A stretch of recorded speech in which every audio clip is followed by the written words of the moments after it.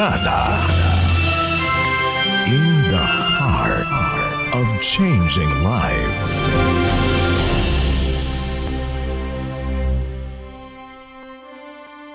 Broadcasting from the nation's seat of power and the vibrant capital of the Philippines, Metro Manila.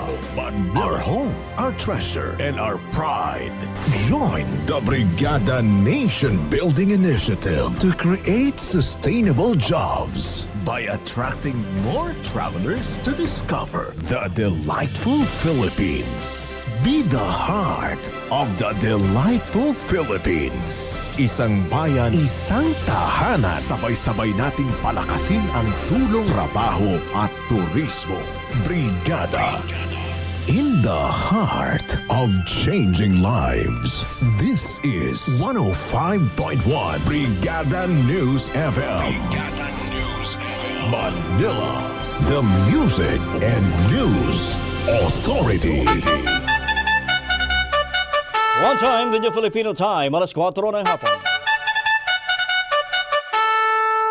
This time check is brought to you by Drive Max Capsule. Lalaking angat, tumatagal. Narito na ang programang magbibigay linaw sa mga balita at isyong napapanahon. Siksik sa mga balita mula sa buong araw na pagro-ronda ng mga brigador ng bayan. Ronda, Brigada, Ronda. Brigada, anuman ang kaganapan, opinyon, reaksyon, hihimayin, lilinawin sa mas pinalakas na Ronda Brigada. Magandang hapon, narito po ang mga balita sa oras na ito. Ronda Brigada.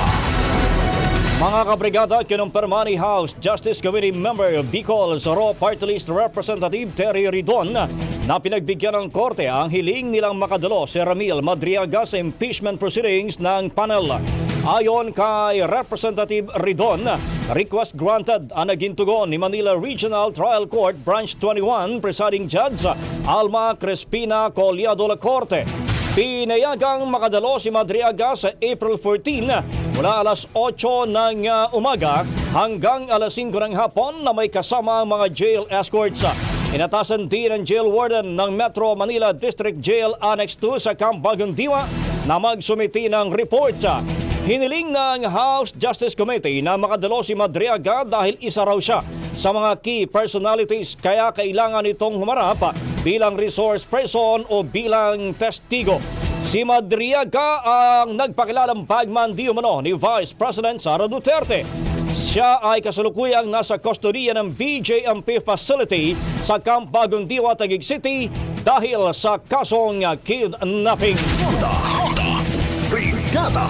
Nag-issue na rin ng supina ang House Justice Committee kay Philippine Statistics Authority Chief National Statistician Undersecretary Claire Dennis Mapa para dumalo sa impeachment hearing laban kay Vice President Sara Duterte. Sa ilalim nito, pinapepresenta ang mga record ng PSA para sa mga pangalang nakalagay sa mga submissions ng Office of the Vice President at ng Department of Education. Layunin ng pagpapatawag kay Mapa na malaman kung mayroon ba mga birth, marriage o kahit na death records ang mga pangalang nakatanggap ng mga confidential funds. Matatandaan noong unang inimbestigahan ng House Good Government and Public Accountability ang isyo ng confidential funds ni VP Sara noong 2024, naglabas na ng certification ng PSA na nagsasabing wala ni isang civil registry records ang pangalang Mary Grace Piatos. Wala ring PSA records ang iba pa mga pangalan gaya ng Milky Sequia, Koy Villamin, Alice Crescencio at higit 400 iba pang mga pangalan. Samantala, kapwa binatikos naman ni Akbayan Representative Percy Santana o Akbayan Party List Representative Percy Santana at Mamamayang Liberal Party List Representative Laila Dilima si Vice President Sara Duterte dahil sa umano'y patuloy na pag-iwas nito kaugnay ng kanyang impeachment proceedings. Sa kanyang mapahayag, sinabi ni Santana na ang hakbang ng Vice Presidente na maghain ng petition for certiorari at prohibition para ipatigil ang impeachment ay indikasyon naman na iniiwasan nitong harapin ang mga aligasyon laban sa kanya. Ayon kay Sendanyang hakbang na ito ay senyales umano na may kinatatakutan ang Vice Presidente na lumabas ang ebidensya kapag umusad ang impeachment process. Samantala, tinulugsa rin ni De Lima ang mga hakbang ni Duterte na sa tingin niya ay ginagawang takbuhan ng korte upang makaiwas sa pananagutan. Una nang sinabi ng kongresista na malinaw na nagpapakita si VP Sara ng desperasyon na muling makaiwas sa pananagutan sa pamamagitan ng hindi pagharap sa impeachment proceedings. Nag-ugat ang mga pahayag kasunod ng paghahain ng kampo ni Duterte ng petition sa Supreme Court upang humingi ng paglilinaw sa mga isyong konstitusyonal kaugnay ng impeachment proceedings na isinasagawa ng House Committee on Justice. Tiniyak naman ng Pro Mimaropa na patas ang investigasyon sa naganap na shooting incident sa Puerto Princesa City, Palawan na kinasangkutan ng ilang pulis at isang miyembro ng Bureau of Corrections. Sa panayam ng Brigada News sa FM Manila kay Pro Mimaropa Regional Director Brigadier General Jovencio Badua Jr., kinumpirma niyang nasa restricted custody ang mga sangkot habang inihahanda ang administrative at criminal complaints laban sa kanila.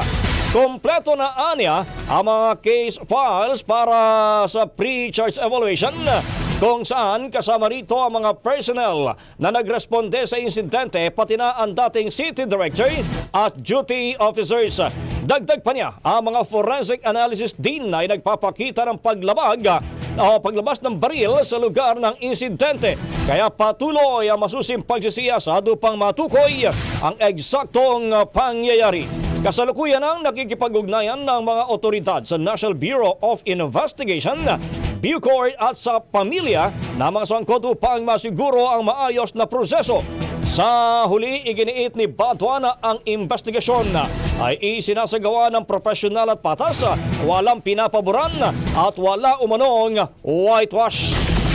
Natin itong sa una, siyempre may tension. So, ang ginawa namin is to appease yung mga agam-agam. Nakipag-usap kami sa Bureau of Correction, nakilame kami doon, punta kami sa Labini Salon. Then, pinagsabi namin ng mga pulis na ang Bucor ay kasama natin, sa government agency na kasama din natin. Sabi ko sa mga families, both PNP, justice will be served, patas sa investigation. Samantala, sinimula na Internal Affairs Service ng Philippine National Police ang moto proprio investigation kaugnay po ng insidente ng pamamaril sa Barangay Irawan, Puerto Princesa City noong April 3. Saklaw ng investigasyon ng posibleng paglabag sa mga umiiral na operational procedures, kabilang ang aligasyon ng ilang responding police ay hindi nakasuot ng tamang uniforme, gumagamit ng pribadong sasakyan at posibleng nasa impluensya ng alak, kaya hindi ng posibleng pagkukulang sa supervision. Binigyan diin ni Inspector General Attorney Brigido Dulay ang matibay na paninindigan ng IAS sa paghahanap ng katotohanan at pagpapanagot sa mga may sala. Malinaw anya ang direktiba ni PNP Chief Police General Jose Melesio Nartates Jr. na walang puwang sa PNP ang maling asal at hindi mag-aatubiling rekomenda ang pinakamabigat na parusa laban sa sinumang pulis na lalabag sa kanilang sinumpaang tungkulin. Sinusuri rin ng IAS ang posibleng command responsibility alinsunod sa umiiral na mga alituntunin upang matukoy kung may pagkukulang sa pamamahala na mag-ambag sa insidente. Arestado ang 6 na individual sa isinagawang operasyon ng Philippine National Police dahil sa paihi sa loob po ng isang hotel at resort compound sa Barangay San Antonio 1, San Pablo City, Laguna. Nahuli ang mga suspect sa aktong pagkasagawa ng pagdidispensa, short selling, hoarding at adulteration ng produktong petrolyo na paglabag sa Presidential Decree 1865 o Oil Pilferage Law. Sa operasyon ng Regional Mobile Force Battalion 4A, nakumpiska ang isang oil tanker na may laman na tinatayang 500 liters ng petrolyo, 54 na tangke, 5 electric pump, mga hose, steel drum at iba pang mga kagamitan. 2 sa mga suspect ang nasugatan matapos tumalon mula sa tanker at agad na dinala sa ospital. Ayon kay PNP Chief Police General Jose Melesio Nartates Jr., Hindi papayagan ng pulisya ang anumang manipulasyon at iligal na kalakalan ng langis lalo na sa gitna ng National Energy Emergency. Patuloy ang pinaigting na kampanya ng PNP laban sa oil pilferage alinsunod sa direktiba ng pamahalaan upang maprotektahan ang supply ng langis at kapakanan ng publiko. Arestado naman ng 15 individual sa isinagawang entrapment operation ng PNP Anti-Cybercrime Group. Katuwang ang Securities and Exchange Commission sa Santa Rosa City sa Laguna. Ayon kay ACG Director General Wilson Azueta, sangkot ang grupo sa isang hindi rehistrado investment scheme kung saan hinihikayat nila ang publiko na bumili ng tinatawag na green cards at yellow cards na nagkakahalaga ng mula 150 pesos hanggang 5,500 pesos kapalit ng pangakong malaking kita at panghabang buhay na benepisyo. Kinilala ang pangunahing suspect na gumagamit ng alias na Supremo na tinatawag din umano ang sarili bilang spiritual wonder boy at hari ng Royal Kingdom of Maharlika at Royal Vanguard Transnational Intelligence Incorporated. Inihikayat nila ang publiko na bumili ng tinatawag na green cards at yellow cards na nagkakahalaga ng mula 150 hanggang 5,500 pesos kapalit ng pangakong malaking kita. Nangako rin umano si Supremo na bawat miyembro ay makatatanggap ng 5 million pesos at 2% bahagi mula sa sinasabing collection niya sa 174 na mga bansa na umano'y may malaking pagkakautang sa Pilipinas. Gayunman sa verifikasyon ng otoridad, lumalabas na walang anumang ugnayan o kontrata ang sinasabing bangko sa suspect. Na pag-alaman din na ginagamit ng grupo ang social media upang makahikayat ng mga miyembro kabilang ang mga matatanda at mga katutubo. Naharap ang mga suspect sa kasong paglabag sa Securities Regulation Code kaugnay ng Cybercrime Prevention Act of 2012. Nangunguna si Senador Ronald Bato de la Rosa sa official attendance record ng Senado sa may pinakamaraming absent sa first regular session ng 20th Congress. Ito ay matapos lumabas sa datos na nasa 27 beses lamang siyang nakadalo sa 58 sesyon ng Senado. Kung kaya sa madaling salita, nasa 31 araw na absent ang naturang senador. Maalala, nagsimula naging pagliban ng senador sa pagpasok sa Senado noong pumutok ang isyo na mayroon na umanong warrant of arrest ang International Criminal Court laban sa kanya. Sa kabilang banda, nasa mga 10 senador naman ang naitalang perfect attendance at ito ay sina Senate President Tito Soto, Senate Majority Leader Mig Zubiri, Senate Deputy Majority Leader Risa Hontiveros at Senator Win Gatchalian, Jingo Estrada, Rodante Marcoleta, Robin Padilla, Jaime Marcos, Joel Villanueva, Bam Aquino at Christopher Bongo. Samantala, isa naman sa mga perfect attendance na sana pero naging absent lang ng isang araw ay sina Senador Kiko Pangilinan, Erwin Tulfo at Cheese Escudero. At mga kabrigada, narito po naman ang mga balitang dapat po natin abangan mamaya sa Trimax Brigada Balita Nationwide. US President Donald Trump magpapatupad umano ng 2 linggong tigil putukan sa Iran. Kampo ni VP Sara nagpasaklolo na sa Korte Suprema para ipatigil ang impeachment proceedings pero nanindigang hindi ito pag-iwas sa proseso. Korte pinayagan ng makadalo si Ramil Madriaga sa impeachment hearing ng House Justice Committee.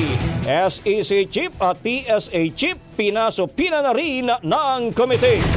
PNP tinutunto ng utak sa likod ng multi-million na illegal na kalakalan ng krudo sa Navotas.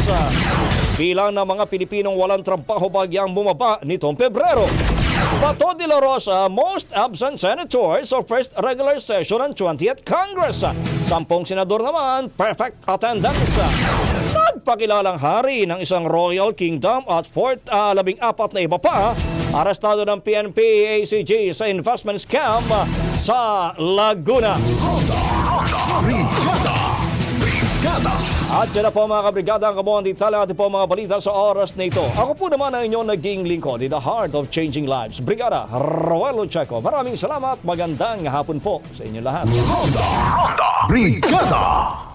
Inyong napakinggan ang Ronda Brigada. Ronda Brigada. Hanggang sa muli.